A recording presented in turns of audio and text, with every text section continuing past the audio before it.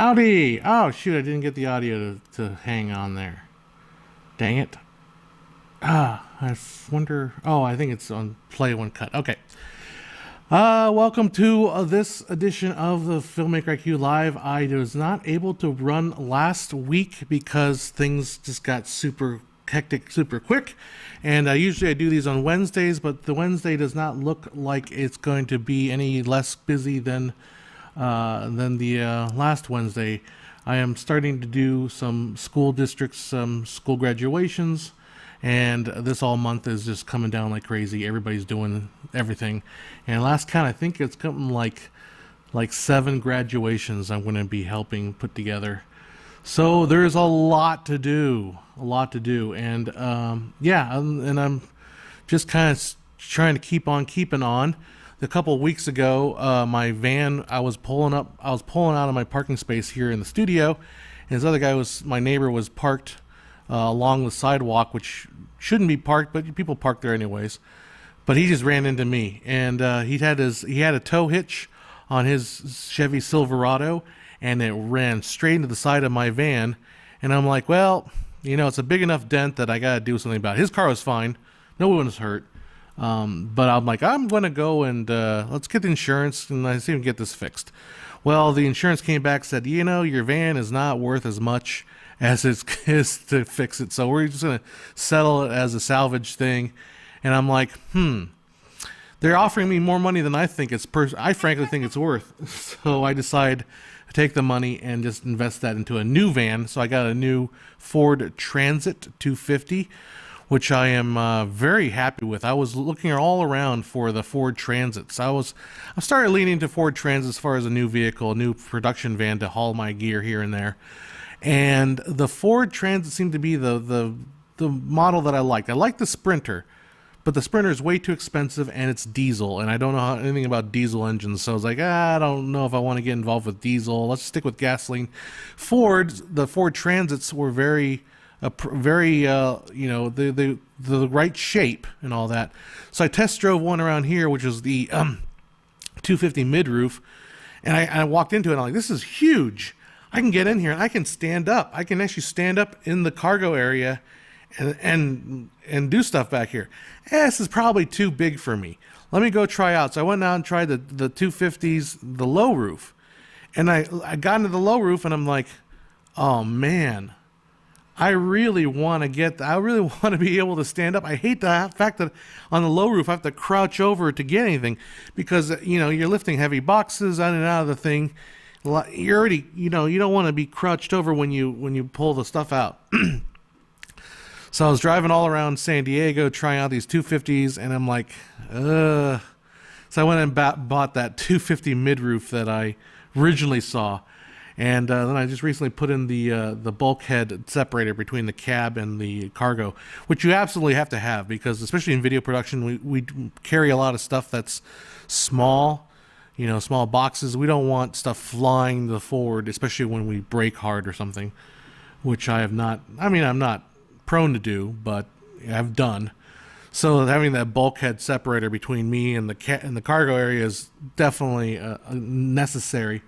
So I installed that last Friday, and that was a lot of, I'm still kind of hurting from doing that. It's that kind of physical labor. So yeah, that's what I've been doing. I've been trying to take care of my mom. Her health is still kind of difficult. She's still having trouble walking. Somebody's going to be at the house today. So just been doing that, and it's just not, unfortunately, other than the doing some, I did some city... a city project. They asked me to shoot the opening day of a local baseball team, the opening day, and I couldn't do that because I was already booked. Then they asked me, hey, do you want to shoot this hazardous waste removal event that we're having? I'm like, I'm free to do that. So instead of doing the minor league baseball grand opening, yay, I shot the hazardous waste removal, which turned out pretty good because I had some hazardous waste I had to get rid of, an isopropyl alcohol to get rid of because I do a lot of 3D printing, a lot of resin printing.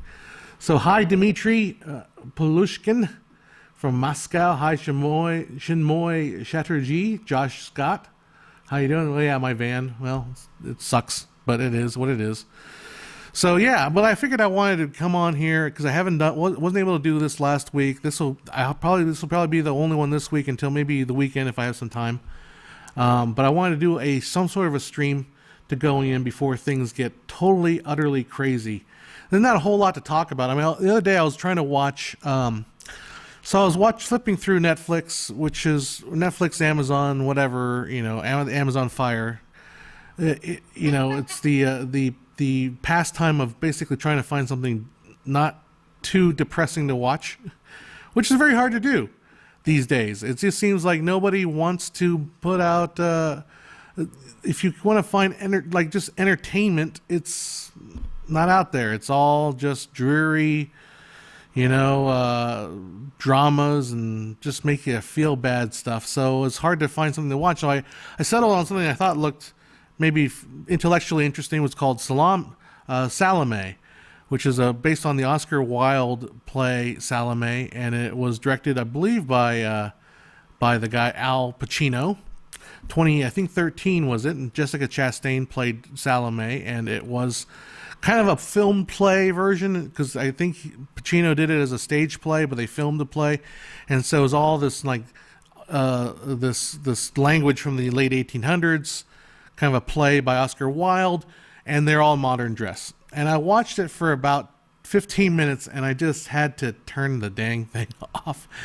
It was terrible. It was so bad. Like, I felt like, oh man, well, like maybe they shot this during the pandemic, and they had to do, because the problem with the movie was all the eye lines didn't work.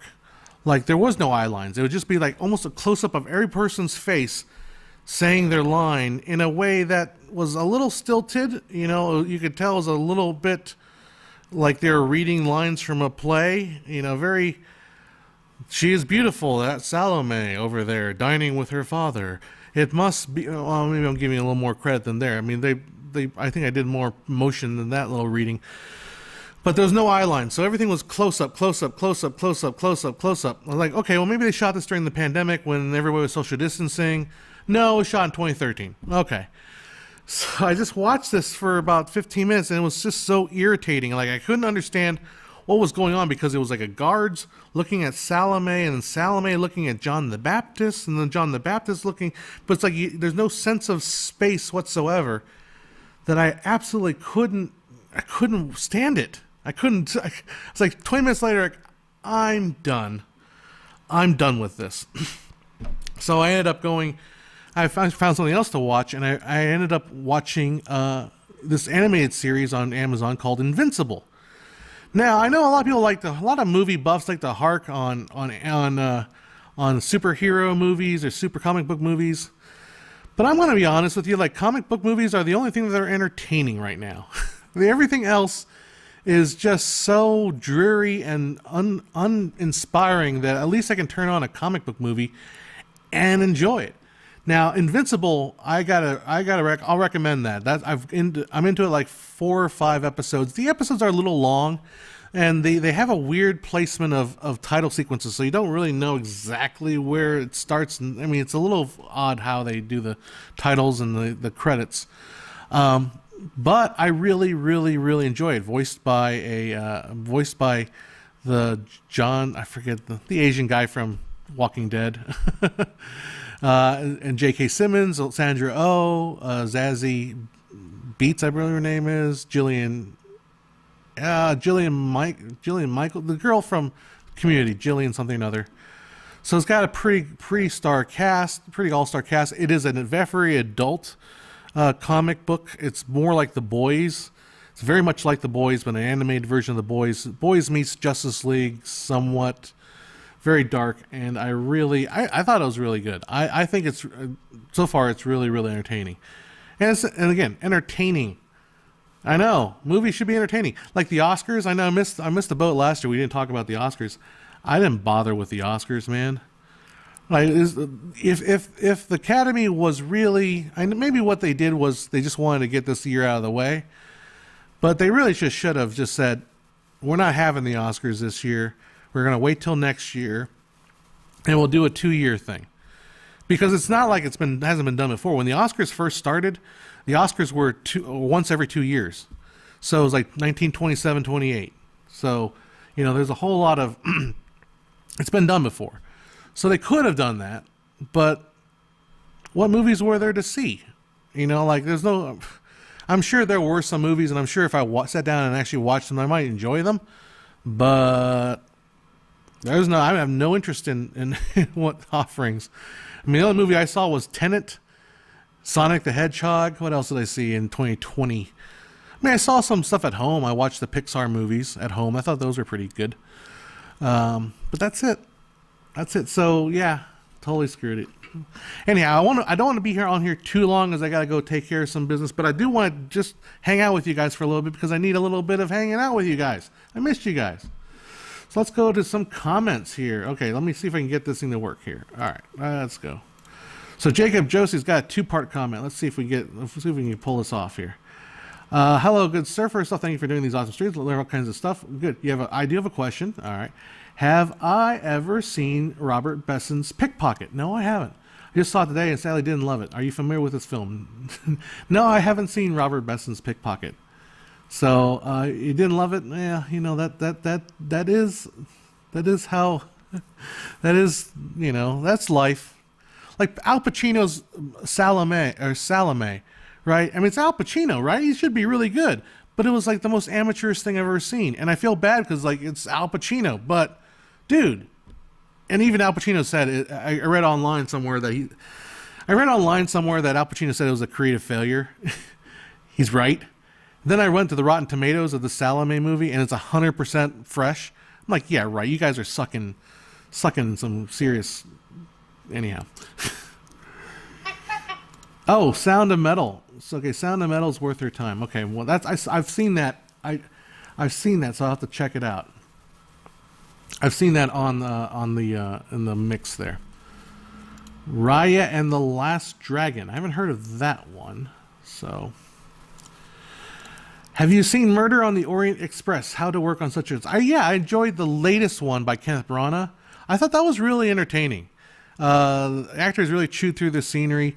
I mean, how do you work on such scripts? You don't ever actually get asked. You get asked to work on those. You don't really like volunteer. You don't apply for a job writing. In Hollywood writing, there are several different ways of doing it. There are certain different levels of writers. Like there's the guy that writes a spec script, which is just like a completely brand new idea, and they sell it into a Hollywood studio. And then the Hollywood studio will look at the script and say, we love it, but we got changes. So they might retain the original writer to continue working on it and make the changes that the studio wants, or they might bring it to somebody that the studio wants, and then that new writer takes over and starts making all those changes. And then when it's given to a director, sometimes the director will want to rewrite the script. Most often than not, I would say 99% of the time, the director will probably take a go at rewriting the script. It's just the way it is these days. No director ever says, I love the script, let's shoot it exactly as is.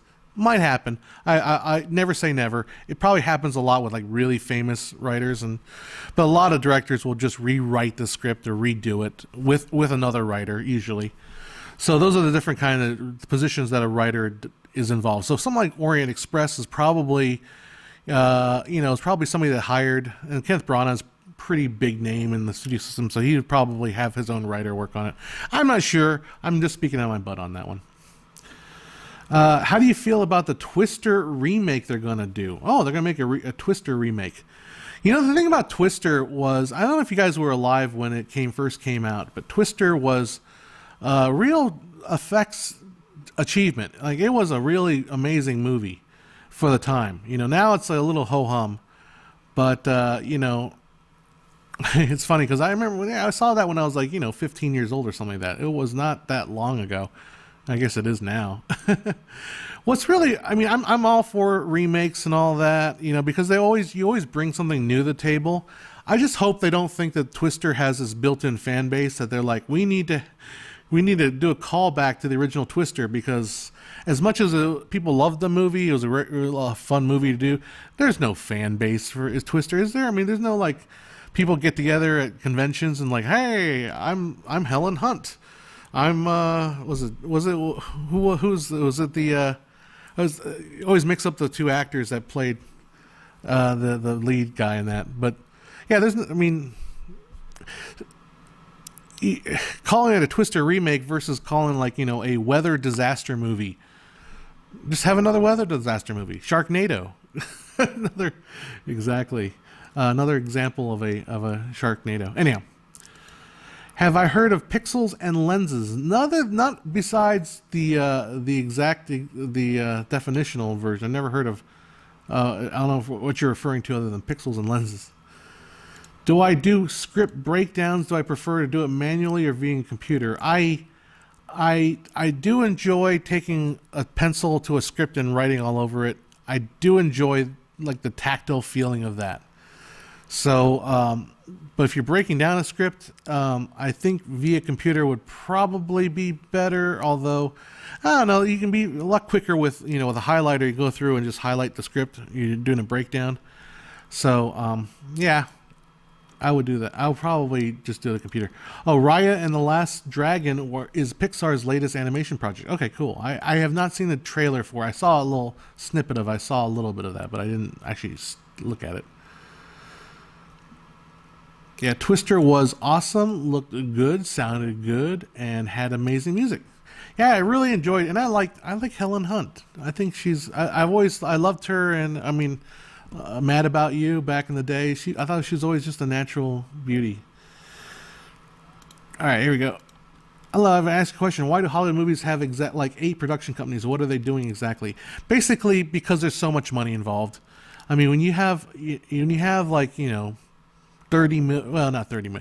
million invested in a movie, oftentimes that money will be distributed amongst different production companies, and then they'll all be kind of working together. I mean, if it was a smaller production, it's usually one production company. But if it's a large production that often involves multiple locations and all kinds of things, that's why you can have so many different production companies involved.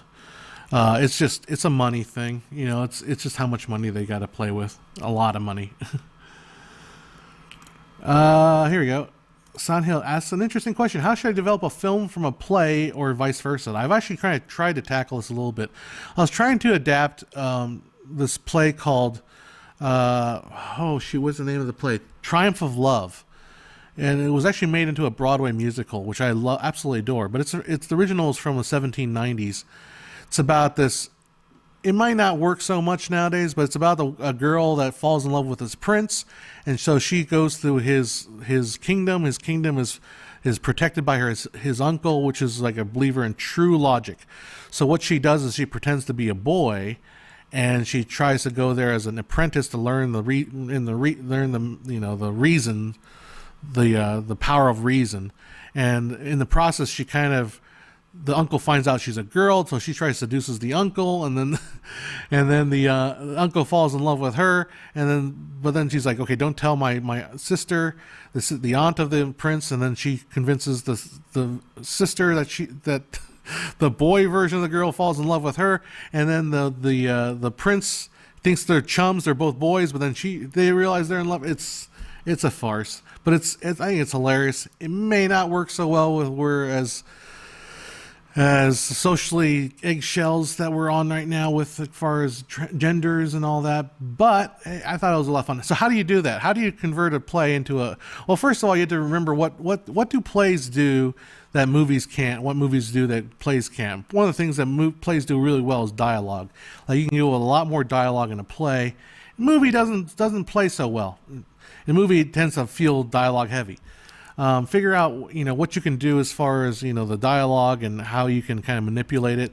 Consider using locations. Again, another example is Glengarry Glen Ross is a great example. I have the play here, David Mamet, I believe is his name, the writer. But the play is very different than the movie. The play takes place almost entirely into 3 scenes, and it's all dialogue between 2 characters.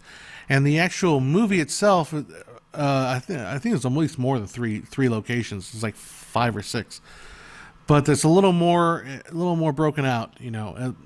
Plays have to deal with economies of the locations, whereas in movies you can have as many locations as you want. And in fact, the more locations you have, the better the movie feels. It feels more open. Whereas a movie that takes place all in one room tends to feel a little claustrophobic, although that would be a good thing. Anyhow, the last idea with that, I like going back to this. Alex Lane says, how does Twister reboot compare to the world where Sharknado exists? Exactly. Sharknado's done it before, man. How can you have a Twister without having sharks flying in it?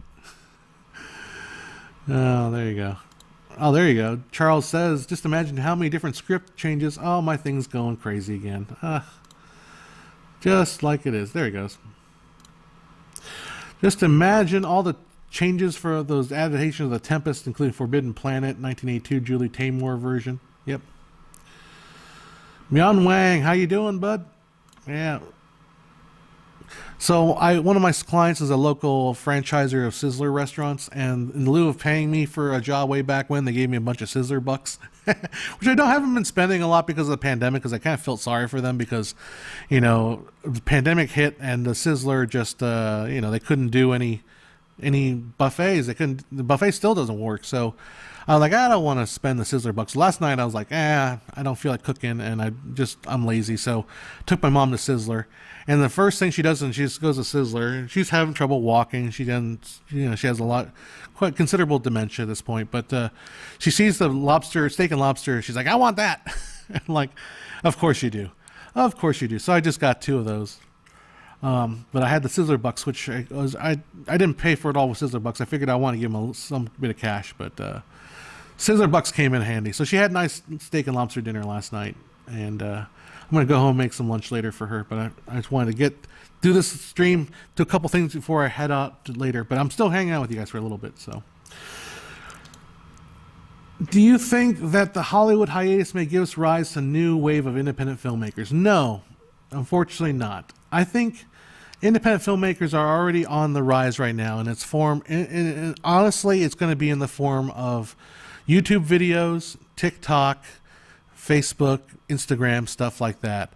I'll be honest with you, I used to love watching the History Channel and Discovery and all those channels. I remember when the first day in 1996, my parents were cheap and didn't want to get cable. We finally got cable, and the first time I watched cable in my bedroom, I watched Discovery Channel. I watched this documentary on dinosaurs, and I was like, wow, what an amazing time. I can watch these documentaries on dinosaurs and all this great stuff. And then what happened to the cable channels is they all evolved away from their purpose, and history no longer did history. History is now about ancient aliens.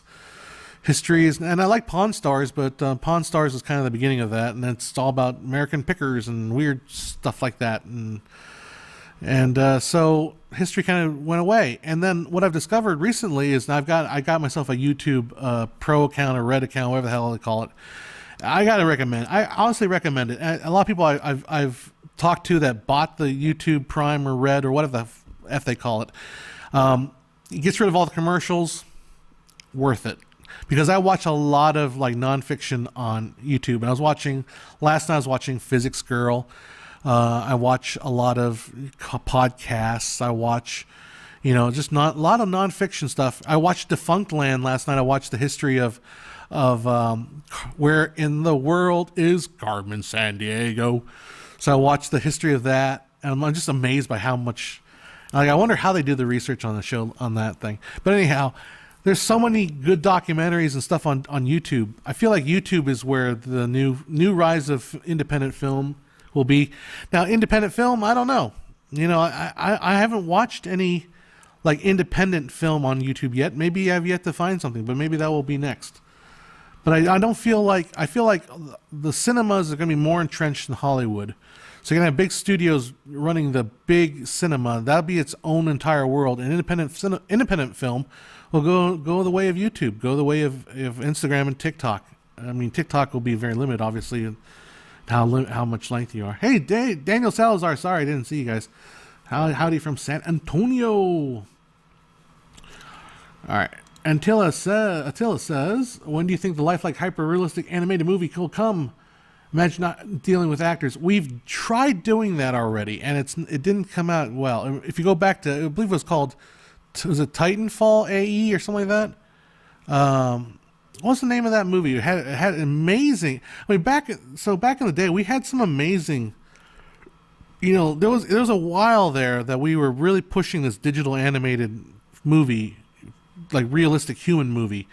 Stuff like Beowulf, which I actually was working on a Grendel's mother, Angelina Jolie statue.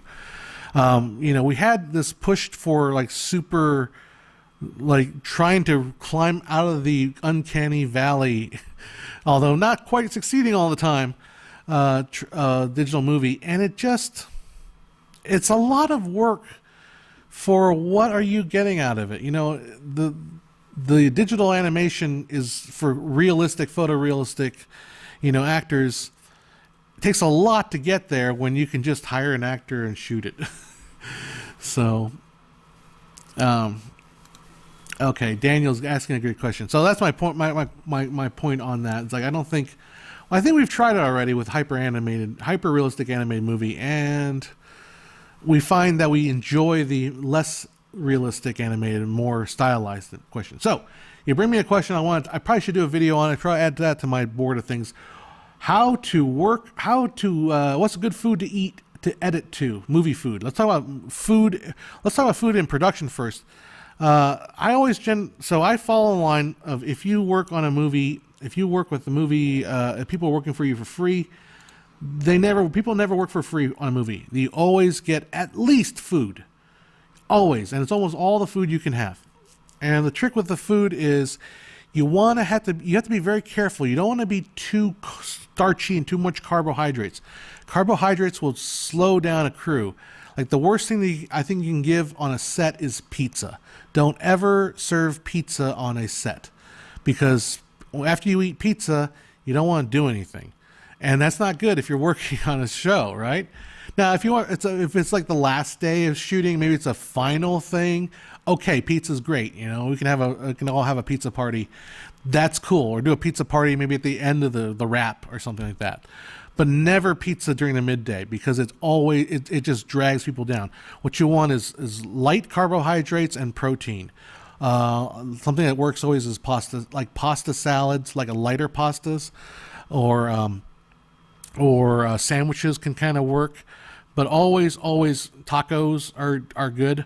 Always go for something light so people can eat and still keep their energy. It's always a tricky thing to do. Now, you're specifically asking about editing. I actually try to make it a point not to eat while I edit, because that's a good way to gain weight, because you won't know what you're eating. This morning, okay, so I'll be honest with you guys. I'll let it go. I broke a milestone, my weight, and I don't know why, because I haven't been very cautious about my weight or what I'm eating. I have been exercising a lot, but I haven't been super cautious of what I eat. But I actually, I was under 300 pounds for the first time in like years. So I've come down about 20 pounds in the last 6 months or so, 25-ish pounds. So knock on wood, I'm going to keep going at it, keep being conscious and active. I guess that's probably what helped.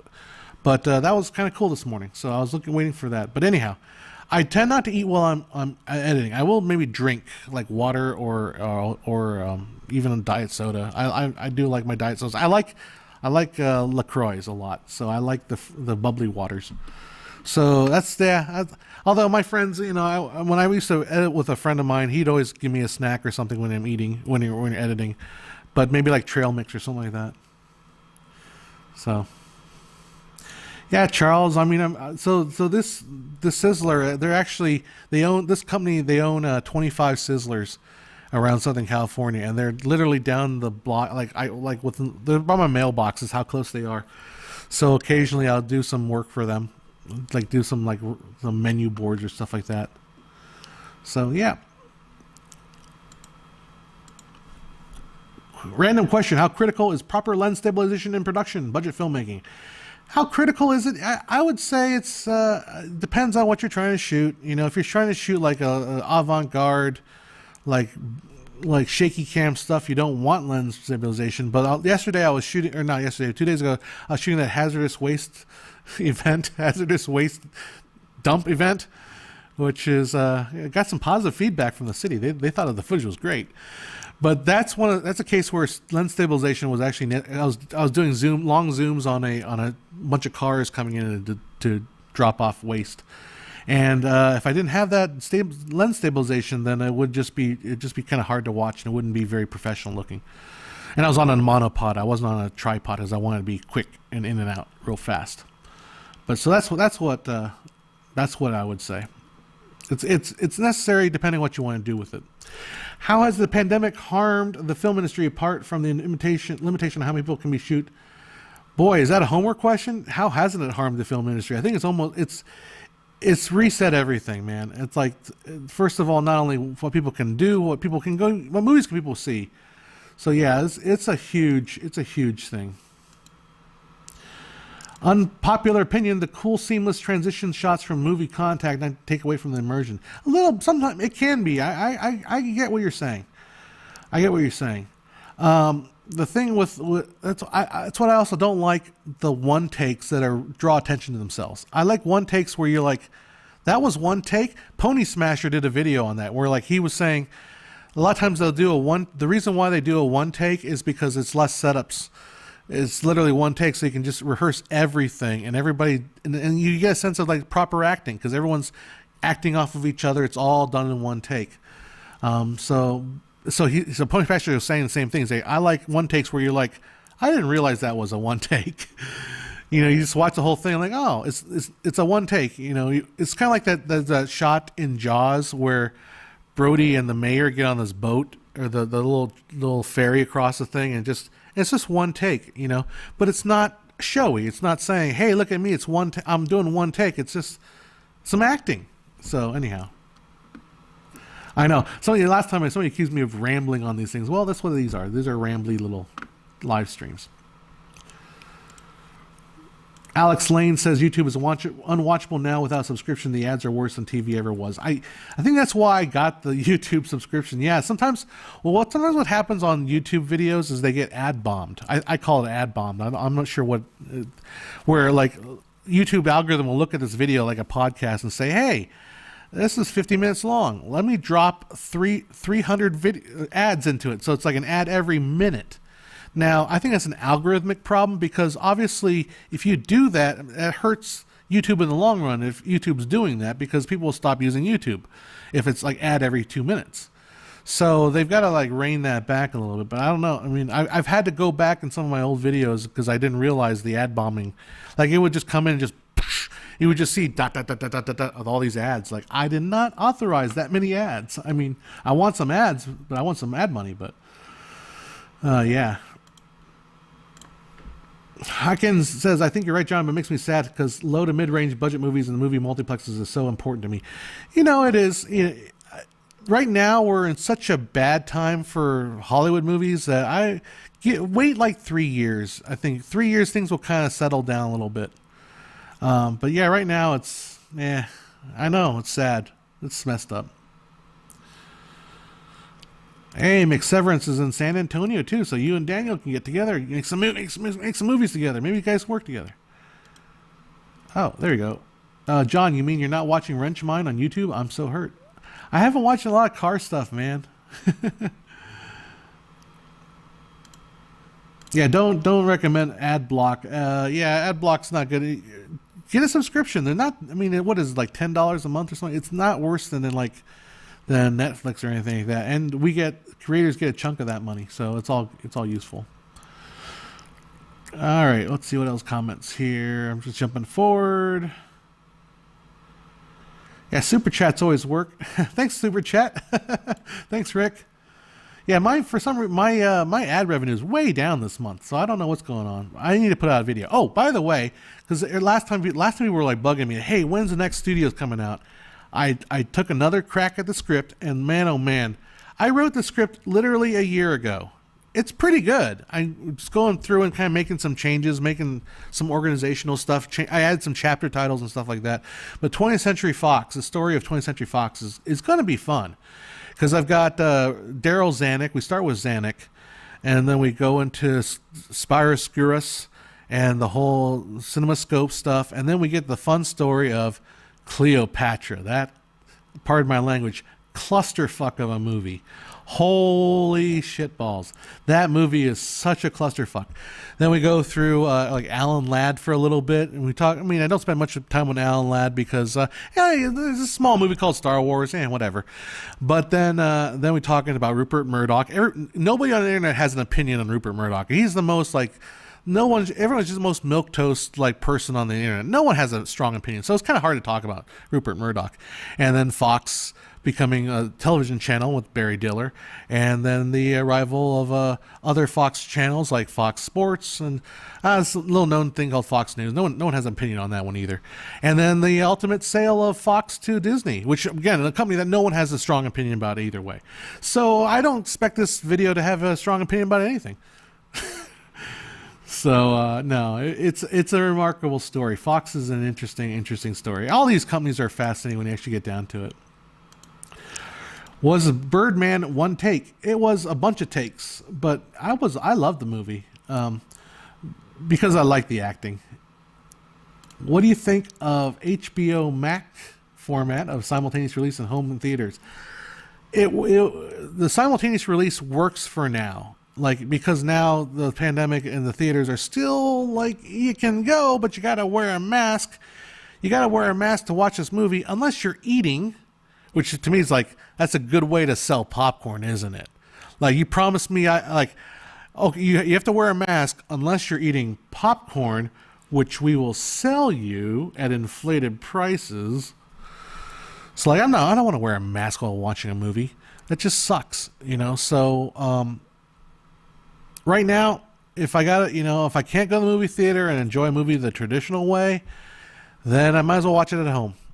And now we'll see what happens when the everything gets lightened up and we can go back to the movies without wearing masks and all that stuff, and we can actually sit in a crowded theater. That's another thing. There's a difference between seeing a comedy at home by yourself and seeing a comedy with like a room full of people. So we'll see. We'll see. Honestly, I think the theatrical window is necessary, although there's arguments against it, saying that it's not necessary, that you don't need to have a theatrical window, that movie theaters will survive without it. Then again, the whole thing with the Supreme Court, we haven't talked about it. The Supreme Court did lift the Paramount decree saying the movie theaters could be owned by the studios now. So maybe if the studios can own the theaters, then we don't necessarily need a theatrical window. Who knows? So, yeah. Yeah, Birdman, so jumping around here, Birdman wasn't one take, but it's meant to feel like one take. So it's meant to have that essence, but a lot of it was one take. Scenes are one take. Is there any movies you have done that can be seen? If not, I would like to see your kind of soul filter through art. I had some movies on Vimeo that I haven't had. I took my pro account off of Vimeo. I stopped paying for it. And Vimeo decided, hey, we're going to delete all those videos. So, unfortunately, they're not up there. I mean, I have them. I should put them up there somewhere. I should put them up somewhere. So, for my videos, I use some music that gave me copyright claim. Is that really true? If I get multiple copyright claims, YouTube won't promote my channel at all, or claims not bad. If you get strikes, you'll lose your channel altogether. So, the thing with YouTube, I kind of appreciate, although I would get in trouble in copyright circles for saying this, is that you can use copyright music on YouTube. The only thing is it gets matched, and then the copyright holder can decide whether they want to put ads against it, or if they want to not even allow you to use the music, which oftentimes happens a lot. So you're also playing a pretty fine, dangerous line there. If you're trying to be a professional, trying to make money on YouTube, using copyright music is not going to work because they're going to take all your money from you. But if you're a housewife making a movie with your little daughter and you put some, let it go, and you're not going to get in trouble. So that's important. Anyhow, so don't. If you get a bunch of copyright claims, it's fine. It's when you get copyright strikes, 3 strikes, you're gone. So be careful with that. Oh, thank you, Red Shark Zone. Like the video William Fox video. So we're gonna have Fox comes back with the 20th century, Fox in the 20th century. Mian Wang, I thought subscribing to YouTube don't gave money to content creators. I believe if you're a subscriber, if you subscribe to YouTube, like pay YouTube, then we get like a chunk of whatever time you watch. So we get like a stipend from you, and probably more than what we get from the ads. So yeah. Oh yes, Skit says, was Norman Land discussed yet? I have not seen Norman Land. Wonder what people's opinions on not using real actors. That's not a new thing. Going back to like The Bicycle Thief, which I thought was a great movie. Bicycle Thief, which is Italian neo-realism of the 1950s, I want to say, 50s, 60s. Nobody, I believe only one person in The Bicycle Thief was an actor. Like the kid who was amazing was not an actor in Bicycle Thief, or Bicycle Thieves. But it's limited. You can do the non-actor route for a while. It works in certain stories. It works in certain things. But then again, like if you're comparing, let's say, an Al Pacino versus some guy on the street, if you want somebody to play the devil, would you want some dude off the street, or would you want Al Pacino? If you wanted someone to play Richard III, do you want your butcher at the store playing Richard III, or do you want to see Patrick Stewart? So it all depends on the purpose of the role. I have not seen Norman Land, but maybe I should check it out. What are the ways, Harsh says, you can become a director? I'll give you the James Cameron way, which is you get yourself a camera, you get yourself some actors, and boom, you're a director. That's all it takes. Can a person become screenplay writer when he started reading screenplays at the age of 21? You can, again, same thing. You get some paper and you write a screenplay. Boom, you're a screenplay writer. Now, if you get paid for it, that's another story altogether. But you already are a screenplay writer. Screenplay writer. My opinion on the Mortal Kombat 2021 action movie. Not seen it. I'm not a big Mortal Kombat fan. I'm not a big into the Mortal Kombat lore. I'm never into street fighting games. Street Fighter, that just Mortal Kombat even less so than Street Fighter. Although I kind of played Street Fighter for a little bit, but Mortal Kombat was not my jam. Just wasn't. Although when I was growing up in high school, like every single pep rally, you can do it. Every single pep rally had the Mortal Kombat theme on it. Every dun dun dun dun dun dun dun dun dun dun bro dun dun dun dun dun dun dun dun dun dun. Every single pep rally. That, and then the Matrix was starting to get hot. So the Matrix and Mortal Kombat. Every single, oh my God, it was so overwhelming. So much overwhelming. What the heck happened to Bruce Willis? I think he probably retired. I think a lot of these actors, if you notice, like a lot of these famous actors, you feel like they're celebrities, so maybe they're still clinging on to some online, some sort of online personality. I know, I'm just thinking Zooey Deschanel. Like she had the New Girl for a while. She did the whole thing, but I feel like she's kind of retired. She kind of retired and does her own thing, enjoying life, and taking care of her family, which that's the life, man. If I could do that, if you could have like set the money you're making, you got plenty of money. You can just enjoy life. You maybe do some things on social media, still be relevant in a way, but just enjoy life. I think that's what Bruce Willis is doing. All right. DM Return says, thanks for the research. Very helpful. About to go out filming at dawn. Oh, sweet. I hope I didn't catch it too early. Several statistics I read can't guarantee 70% of subscription money goes to the creators. That's divided among creators and what you watch. Oh, cool. What do you think folks think of Unreal meta-humans and replacing background actors with CG stock humans? Background actors as CG humans wouldn't necessarily be a bad thing. Although, again, it's like, well, how much work are you going to do to get, if you're doing a scene, in a coliseum, instead of trying to fill the background with actors, and they already do this, fill it with CGI, people go, there's actually a company out there that makes inflatable people. They did it on the King's Speech, I believe. There's some shots of the King's Speech where they fill the stands with basically blow-up dolls. And they have a couple blow-up dolls that can actually do movements, so they actually do a little moving.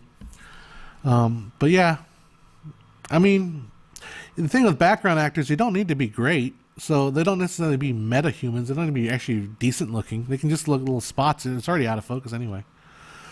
Spiltzman loves the beard. Well, you're the only one. Make that a party of one there.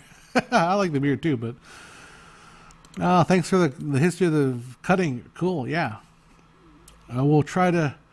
I got so many things I got to do right now, but this month is going to be crazy. So I will try to work on maybe writing or shooting the next Fox video.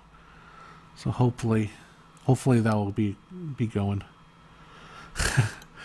NBC Motion says, I deserve 24 happinesses per second. I think that's a good way to say it. Good way to say it. Can you do a video on cinematography techniques? Yeah, I want to do a video about how to make something cinematic. That's the word, right? That everyone on YouTube, all the YouTube not wannabe filmmakers, the YouTube cool kid filmmakers say, oh my God, that was so cinematic, right? I want to talk about what it means to be cinematic, at least what I think it means to be cinematic. And my opinion, what is cinematic is going to be different than what your average YouTuber who edits, I don't know, CSGO footage. That's not cinematic. I don't, stuff like drone footage is so cinematic. Not really, but we'll talk about cinematic. Thoughts on investing on a great camera and great lenses. My opinion is don't invest anything unless you can see a path to making money on it. So, if you are a business of being a for-hire cinematographer, then a great camera and great lens would probably be worthwhile for you. If you're not that, though, you're not gonna. Just because you get a beautiful set of lenses, a beautiful Cook lenses, doesn't mean you're gonna make money on them. If you can match the buyer with the supplier, if you can supply the buyer, then that's how you make money.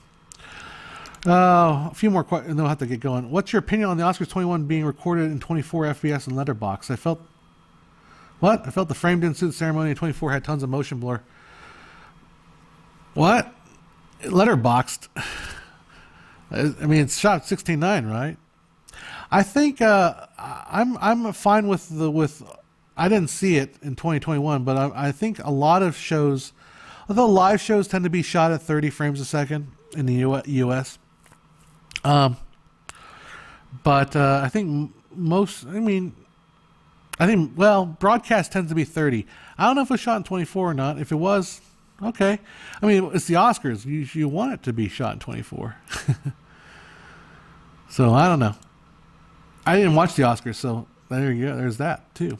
How soon would you organize an online edit party? I don't know. Carl Duro says, perhaps because COVID could use social media posts, video clips, photos to tell a story person's life struggles. Don't do that. Don't do that. The last thing I want to do during the pandemic is watch more stuff about pandemics. I just don't do that. Like all people telling me, oh, I want to make a movie on my desktop. Don't do that. Don't do that. Don't do that. I don't want to watch that. I don't want to watch Zoom meetings. I don't want to watch people talking to a camera because they're social distancing, because I want escapism. I don't want to be reminded of, maybe in 10 years you can do that. Oh, this is back in the old days. Just, yeah. All right. Let's see. We're talking about online edit party. I don't know. It depends on the pipeline. You can use them easier. Thinking more general approach like a Mandalorian. Not quite sure what that means. What you guys are talking about, but I'll let you guys talk so much yourself on that. Your thoughts on the color of pomegranates? You like that kind of film? I have no idea what pomegranates. Color of pomegranates? I like pomegranates.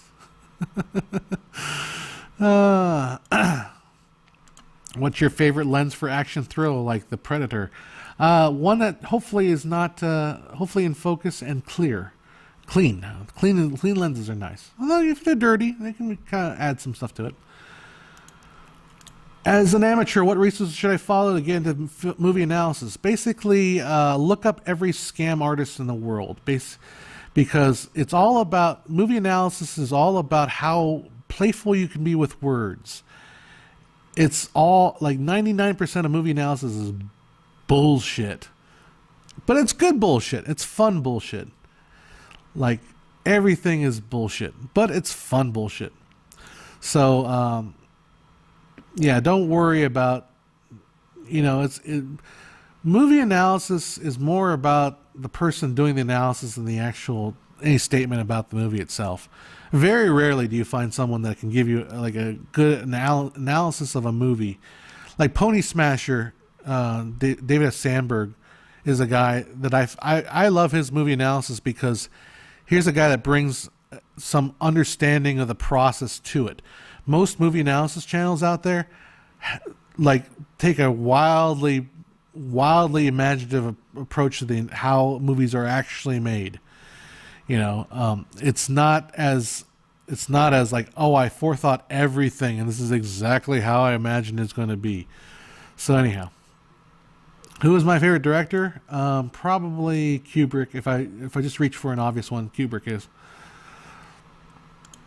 Just in case anyone isn't aware yet, Roger and James Deakins has their own podcast called Team Deakins. Well, that you should go over there and ask them what lenses to shoot on because Roger Deakins would know. I don't know who James Deakins is, his brother.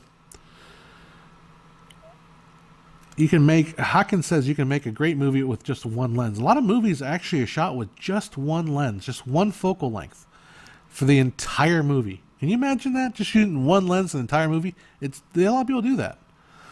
Just like 35 millimeter, the entire movie, 35 millimeter. Some directors kind of insist on that.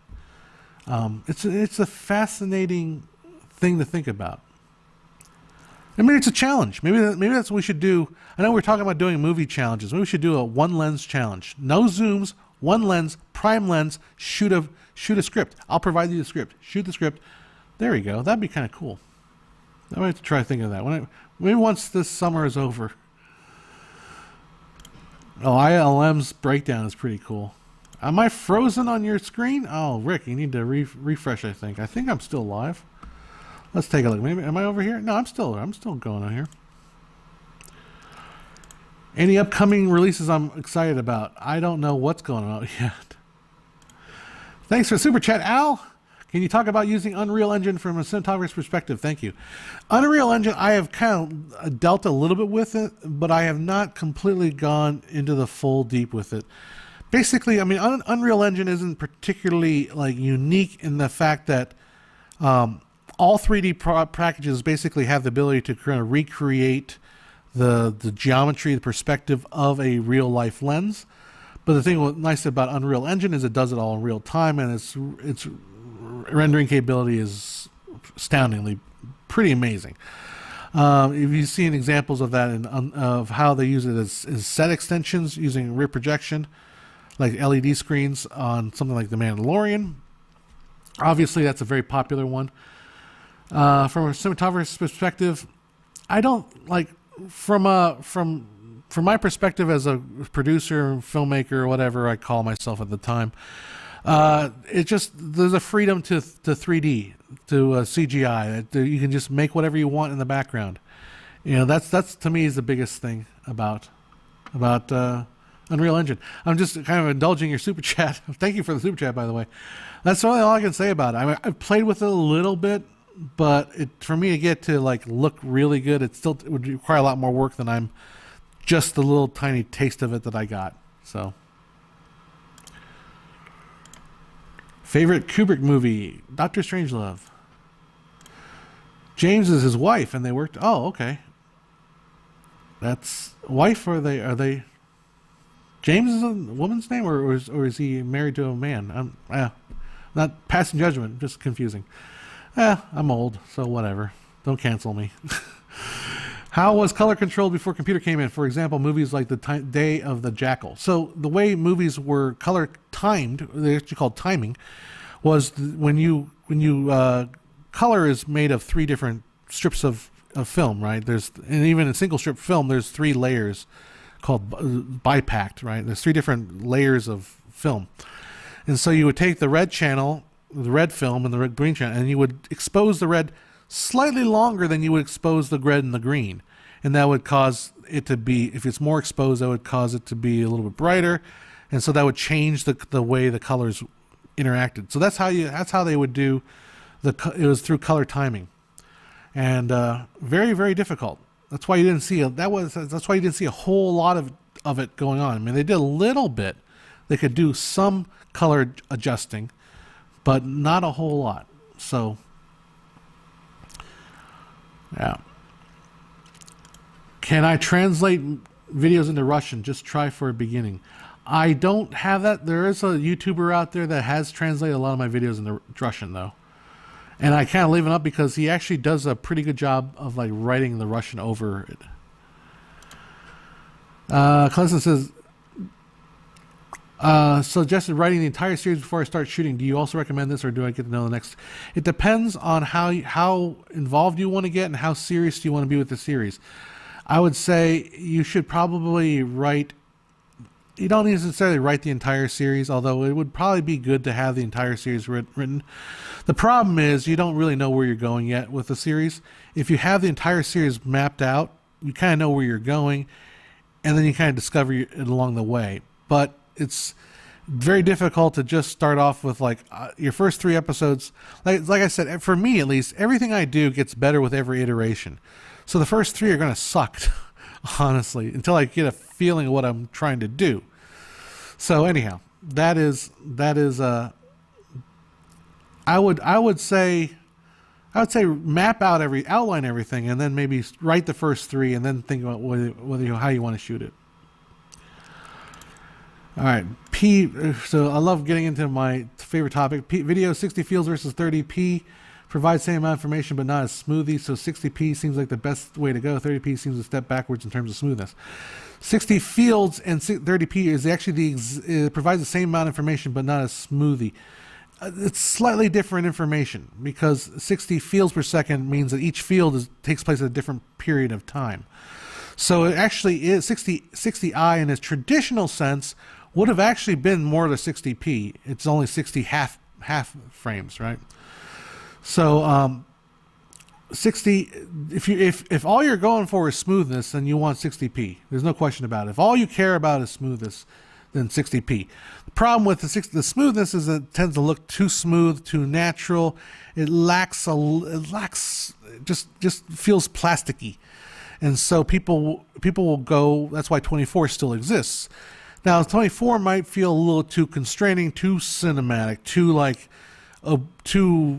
staunchy, too much like a movie. They want a little bit of that video feel, so that's where 30 kind of is a good balance. You can't really say, if you want 24 frames per second, you really need to shoot 24. If you want 60, you need to shoot 60. There is no way of saying, hey, I want 60, but I'll settle for no. Just do what you want. 60, 24, 30, 25 if you're in Europe. Obviously, you don't have the 30s in the Europe. Anyhow, can you make a video on how transition made from black and white to color? I did actually a video on that. It's called the History of Color. It's on there. Sebastian says, can you translate my videos into French? Do you guys still have the community options? So if you can do community captions, that'd be cool. So, Mion Wang says, Isabella James Pufrey Ellis Deakins. Everybody calls her James, though. Definitely a woman. Yeah, that's cool. I mean, like, there's in the play Once Upon a Mattress. It's the girl that sleeps on the mattress, the princess. Her name is Fred. So everyone's like, it's like, what do they call you? They call you Winnie? Her name is Winifred. No, they call me Fred. I'm in love with a girl named Fred. She's anyhow, Written by the daughter of Richard Rogers. Richard Rogers? Yeah. Rogers and Hammerstein. Anyhow. Never mind. How do I feel about Global Shutter? Not a fan. Personally, not a huge fan. I think Global Shutter is one of those things that is superly... like, you know you're dealing with an amateur when the person says, I will only consider a camera if it has Global Shutter. It's like, all right, sure, you're an amateur. Like, is Global Shutter necessary? No. If for certain things, like if like high-speed cameras, Global Shutter is obviously necessary. But or you're doing like maybe you're doing raceway footage and doing a lot of whip pans and stuff like that. Maybe you want some Global Shutter. But or you're talking about Global Shutter as in like 360-degree shutter.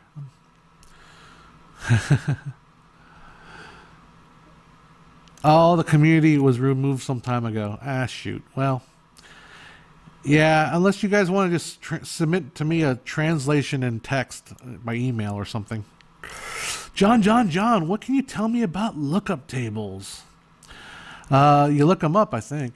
I really don't know much about LUTs, really. Those dirty LUTs.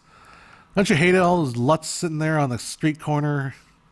Like, hey there, big spender. I see you got some poorly white balanced footage. I can make that cinematic. All right, I'm getting tired, man. All right, so I gotta go take care of some business. Hey, check out my this is my Indiana Jones. I think this belongs in a museum. So this is one of the things I'm working on. Although this came out pretty nice. I did the same thing, but on bottle topper. Oh, not in focus. There we go. Bottle topper form. So I was going to do that with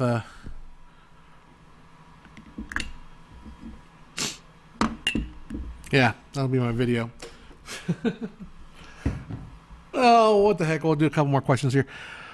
Are there disadvantages to Global Shutter, or is it more like implications of using them that you don't like? Maybe referring to Myung Wang. Me personally, what happens with Global Shutters is there's an engineering basic trade-offs if you have Global Shutter, resulting usually in less dynamic range and perhaps less sensitivity, maybe with a Global Shutter. I don't know for sure, and I couldn't speak for totally, but like example was the Blackmagic cinema camera and the Blackmagic production camera at the time when they were releasing. The production camera had like 1-2 stops less dynamic range, but it had a Global Shutter, so stuff like that. But Global Shutter depends on what they've been using as to how bad non-Global Shutter is, why they want to insist on Global Shutter. Generally, when you see a comment like "I will only shoot on a camera with Global Shutter," it's usually just an amateur who's just dropping a buzzword that they heard. Like, you know, it's like a long time ago in a video like, "Oh, these cigarettes are toasted." They're all toasted. You know, like literally, it's one of those things. I know. Oh yeah, Linux says, okay, I need to get going, but you missed my videos on history and shutter speed history. Did I do a shutter speed history? I'll be doing the Fox history pretty soon. That'll be but it's not science history, but it's a social history, but it'll be good. All right, guys, I am going to have to let it go for today. Thanks for hanging out with me. I'm going to be busy as all out this week, man. It's going to be crazy. Let's get the music going. Whoops. Play me out, music. There we go. Anyhow, alrighty, guys. Well, check it out. Keep an eye out for new stuff. Hopefully, do another stream probably either next week or on the weekend. And we shall see you guys later. Get rid of that and take care now. Bye bye.